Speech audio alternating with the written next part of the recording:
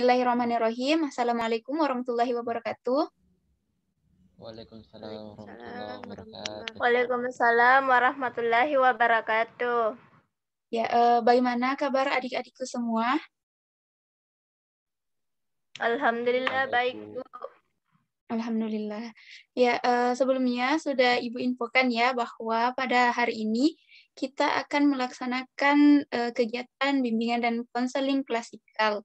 Nah, sebelumnya Ibu ingin bertanya apakah semua siswa sudah masuk di Zoom meeting ini? Sudah, Bu. Ya, oke. Nah, kalau begitu terlebih dahulu sebelum kita memulai kegiatan kita, alangkah lebih baik jika kita berdoa terlebih dahulu agar kegiatan kita ini bisa berjalan dengan lancar. Nah, Ibu meminta tolong sama Syahrul untuk memimpin doa kita. Bisa, Syahrul?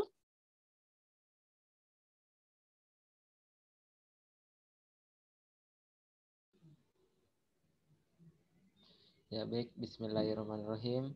Ya, sebelum kita memulai bimbingan dan konseling klasikal kita pada hari kali ini, ya alangkah baiknya kita berdoa sesuai keyakinan dan kepercayaan masing-masing agar proses dari bimbingan klasikal ini berjalan dengan lancar. Dengan itu berdoa dimulai.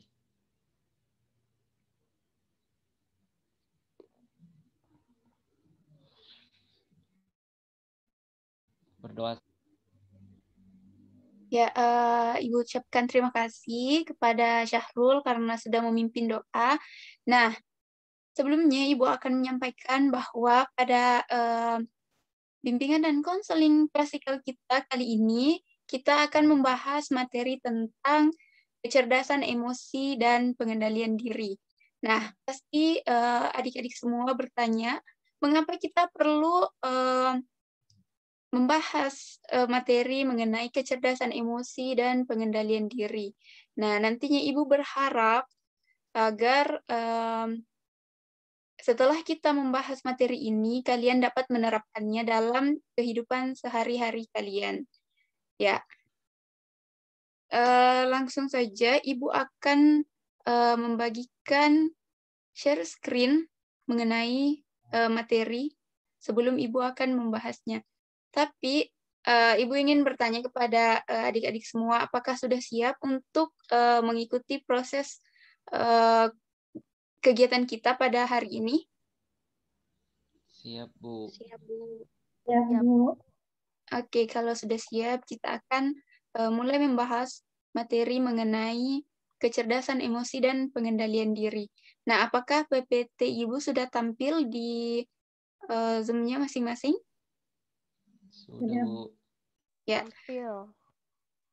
Nah, Ibu ingin bertanya terlebih dahulu, jika mendengar kata kecerdasan emosi dan pengendalian diri, hal apa yang terlintas di pikiran adik-adik semua? Ada yang mau menyampaikan pendapat? Saya, Bu. Ya, Indah. Baik, Bu.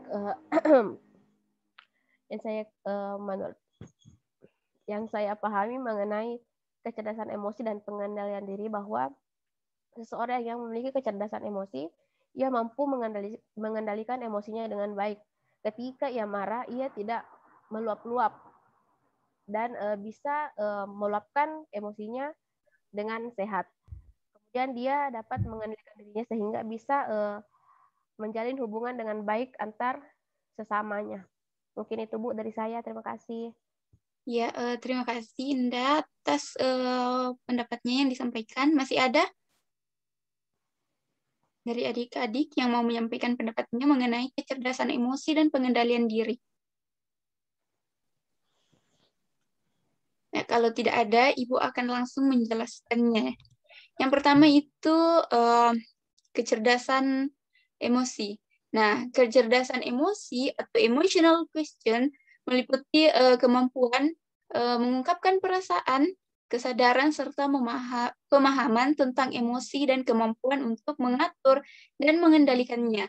Nah, kecerdasan emosi ini dapat juga diartikan sebagai kemampuan mental yang membantu kita mengendalikan dan memahami perasaan-perasaan kita dan orang lain yang menuntun kepada kemampuan untuk mengatur perasaan-perasaan tersebut. Yang selanjutnya itu ada ciri-ciri mengenai kecerdasan emosi. Di sini Ibu mencantumkan ada 5 ciri-ciri kecerdasan emosi. Nah, yang pertama yaitu mengenali emosi diri sendiri. Nah, yaitu kesadaran diri mengenali perasaan waktu perasaan itu terjadi. Hal ini merupakan dasar dari kecerdasan emosi. Yang kedua yaitu mengelola emosi, di mana kita menangani perasaan agar perasaan dapat terungkap dengan pas yang mencampur dan bergantung pada kesadaran diri kita sendiri. Yang ketiga yaitu memotivasi diri sendiri, di mana kita menata emosi sebagai alat untuk mencapai tujuan. Yang keempat itu memahami emosi-emosi orang lain atau empati, yaitu kemampuan yang juga bergantung pada kesadaran diri emosional. Dan yang terakhir yaitu kemampuan membina hubungan sosial, yaitu keterampilan kita mengelola emosi orang lain. Yang selanjutnya yakni faktor-faktor yang mempengaruhi kecerdasan emosi. Di sini faktor yang mempengaruhi kecerdasan emosi ada faktor lingkungan keluarga dan lingkungan non-keluarga, kemudian faktor fisik dan psikis. Ada yang tahu bagaimana lingkungan keluarga atau lingkungan non-keluarga itu mempengaruhi kecerdasan emosi kita?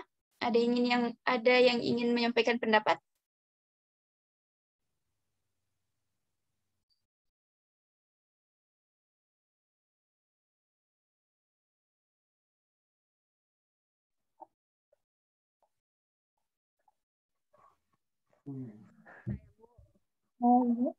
Ya, silahkan. Kalau yang di lingkungan keluarga tuh kan yang mempengaruhi kecerdasan emosi anak-anak itu pasti melihat contoh atau role model dari keluarganya, bagaimana keluarganya mengelola emosinya, dan juga pengetahuan dan didikan dari keluarga yang baik dan lingkungan keluarga yang baik juga akan membantu individu atau anak dalam mengelola kecerdasannya. Mungkin itu saja. Ya, betul sekali pendapat dari Nur Fadila Istiqomah. Nah, selanjutnya ada yang ingin berpendapat bagaimana lingkungan dan keluarga atau lingkungan masyarakat itu mempengaruhi kecerdasan emosi kita?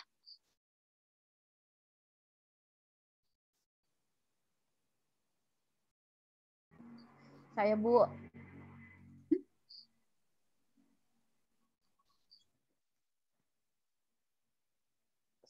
Sudah maka dipersilahkan kah? Ya, silahkan. Oke. Baik, Bu. Terima kasih atas kesempatannya. Nah, selain lingkungan keluarga, tentunya lingkungan non-keluarga itu juga sangat berpengaruh terhadap kecerdasan emosi kita, karena ketika kita keluar dari rumah, seperti bersama dengan teman-teman atau tetangga-tetangga kita, di situ banyak mempengaruhi kita. Ketika kita berada di lingkungan yang baik, tentu saja kita juga akan ikut menjadi pribadi yang baik dan tentunya berpengaruh terhadap kecerdasan emosi kita. Nah, sebaliknya, jika kita memiliki lingkungan yang tidak sehat, tentu saja kita juga akan menjadi pribadi yang tidak sehat. Nah, mungkin itu sedikit dari saya, Bu. Terima kasih atas kesempatannya. Ya, terima kasih Indah. Betul sekali masukan dari Indah. Jadi, lingkungan keluarga dan lingkungan non-keluarga, yaitu masyarakat, sangat mempengaruhi kecerdasan emosi kita. Yang pertama itu lingkungan keluarga. Lingkungan keluarga ini merupakan pengaruh terbesar dari kecerdasan emosi, di mana sejak bayi, sejak kita lahir, kita sudah mempelajari kecerdasan emosi dari keluarga hingga dewasa nanti. Selama kita bersama keluarga, kita akan tetap mendapatkan pelajaran kecerdasan emosi, dan pelajaran kecerdasan emosi yang kita dapatkan pertama kali itu dari keluarga, terutama kedua orang tua. Kemudian kecerdasan yang mempengaruhi kecerdasan emosi kita yang kedua itu lingkungan non keluarga, di mana lingkungan non keluarga ini merupakan masyarakat.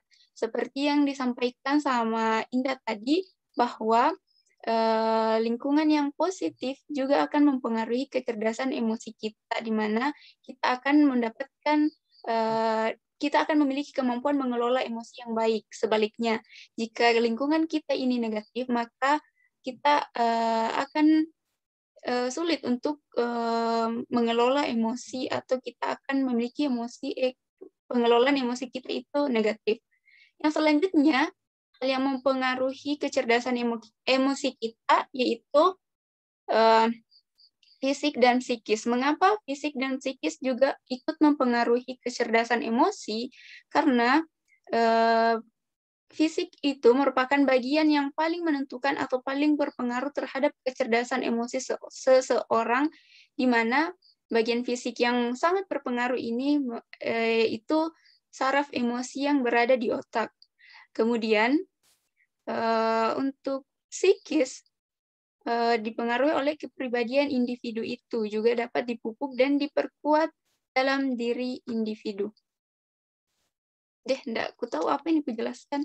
Ya, selanjutnya itu manfaat kita untuk memiliki kecerdasan emosi. Yang pertama yaitu membangun kekuatan dan kesadaran diri kita. Selanjutnya membangun inspirasi secara berkesinambungan.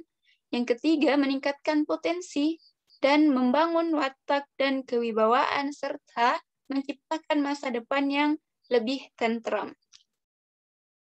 Ya, yang selanjutnya yakni pengendalian diri. Nah, ada yang tahu apa itu pengendalian diri? Ada yang ingin menyampaikan pendapat?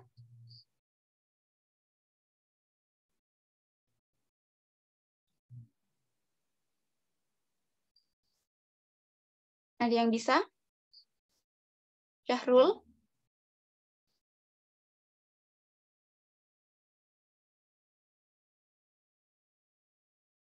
Ya, kalau tidak, maka Ibu akan... Oke, Syahrul.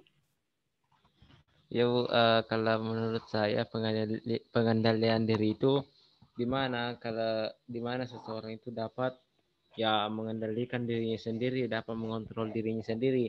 Ya berkaitan dengan emosi tadi yang dijelaskan ya Bu, di mana dalam suatu tempat ya, suatu lingkungan misalnya, dia dapat itu mengendalikan dirinya sendiri, mengendalikan emosinya, tidak asal-asal marah atau tidak asal meluapkan emosionalnya secara terbuka begitu saja, Bu. Mungkin itu saja. Iya, terima kasih Syahrul. Betul sekali yang dikatakan Syahrul. Nah, pengendalian diri ini sangat berkaitan dengan kecerdasan emosi. Ya, perlu Ibu tekankan juga bahwa emosi itu bukan hanya emosi marah ya, tetapi emosi juga memiliki beberapa jenis, di mana perasaan bahagia, perasaan senang, sedih, marah itu termasuk dalam emosi. Nah, pengendalian diri ini merupakan kemampuan individu untuk memandu, mengarahkan, dan mengatur perilakunya dalam menghadapi stimulus sehingga menghasilkan akibat yang diinginkan dan menghindari akibat yang tidak diinginkan. Seperti yang dikatakan Syahrul, bahwa pengendalian diri ini berkaitan dengan kecerdasan emosi.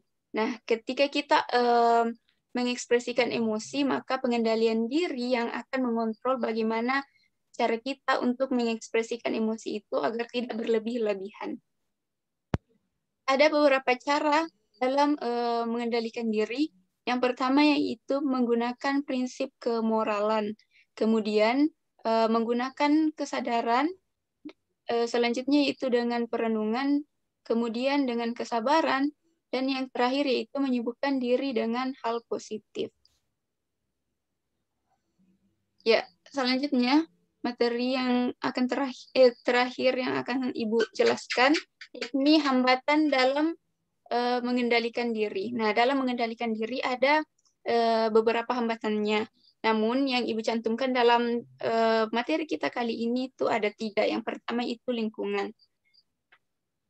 Lingkungan ini sangat berpengaruh dalam pengendalian diri, terutama lingkungan keluarga dan lingkungan masyarakat seperti yang Ibu jelaskan tadi pada kecerdasan emosi. Lingkungan keluarga ini sangat berpengaruh dalam pengendalian diri kita karena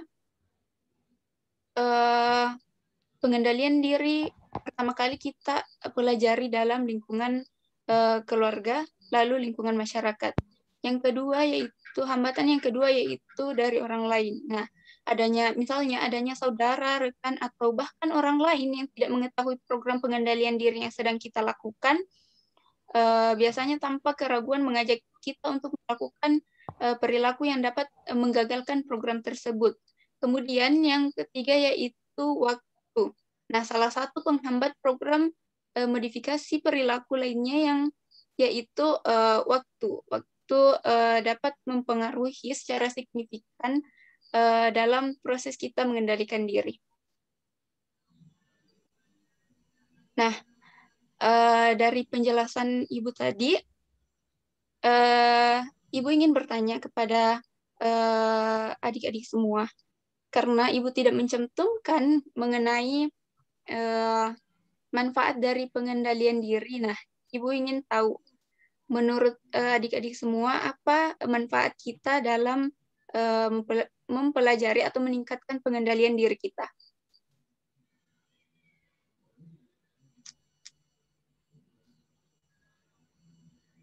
Ada yang bisa?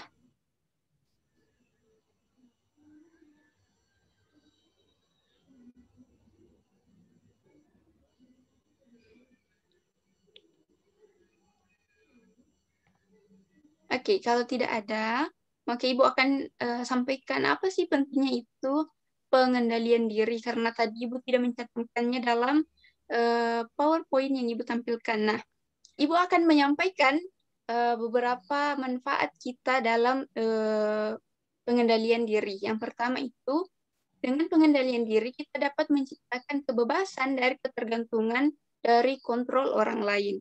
Selanjutnya, kita mengubah tingkah laku yang diperoleh lebih tahan lama. Kemudian kita dapat dengan pengendalian diri kita dapat meningkatkan generalisasi belajar kita, dan dengan pengendalian diri kita mudah untuk mengontrol emosi kita secara berlebihan. Ya. Nah, mungkin sekian penyampaian materi dari Ibu mengenai kecerdasan emosi dan pengendalian diri. Nah, Ibu berharap setelah kalian memperoleh pemahaman mengenai kecerdasan emosi dan pengendalian diri ini, kalian dapat menerapkannya dalam kehidupan sehari-hari kalian. Ya, sebelumnya Ibu ingin menyampaikan bahwa Ibu akan mengirim tugas untuk adik-adik semua melalui WhatsApp group. Jadi nanti setelah proses bimbingan dan konseling klasikal ini selesai, dicek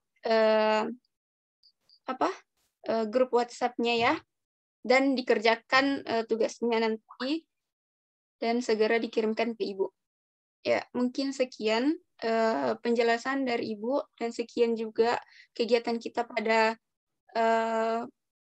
hari ini. Kurang lebihnya Ibu mohon maaf.